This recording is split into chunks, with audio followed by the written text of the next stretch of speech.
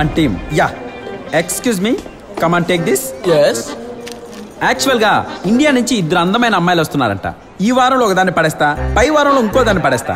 ఇక చూడు, ఇద్దరితో మార్చి మార్చి డిస్కో డాన్స్ ఆడేస్తా. మా గురుగారు కూడా నీ జీవితంలోకి ఇద్దరు అమ్మాయిలు రావడంతో గాల్లో తేలిపోతుందిరా నీ జీవితం అన్నారు.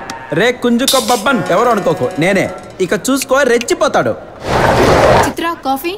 ఏ you baby, I love you. Come కొట్టింది ఇటువైపు. హడావిల్లు అర్థం కాలేదు మేడం. ఎవడు ఎదవా అంటే అతని కాదండి అంది. మాకు తెలియదు మరి ఇక్కడ ఎదవాడు.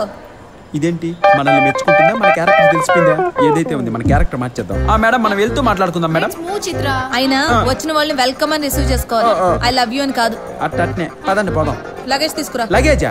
ఈ పాప కూడా చాలా ఫ్రెష్ గా ఉంది అక్క. తన చెప్పులు కూడా ఫ్రెష్. అదే, నువ్వు చాలా సాంప్రదాయ బద్ధకంగా ఉన్నావు అంటున్నా. సాంప్రదాయ బద్ధకం కాదురా, సాంప్రదాయ బద్ధం. ఇంగ్లీష్ అనుకున్నాను, తెలుగు కూడా అంతేనా?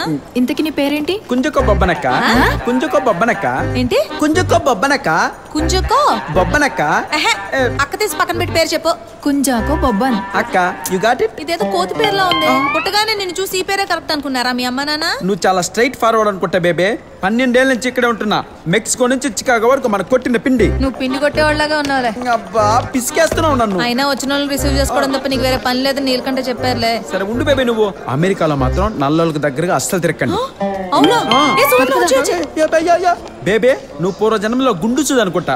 గాలి భలే తీస్తున్నావే. ఏందా గుడ్లు చూపు. వెళ్దాం బా. తెలంగాణ రైతాంగ సాయుధ పోరాటం.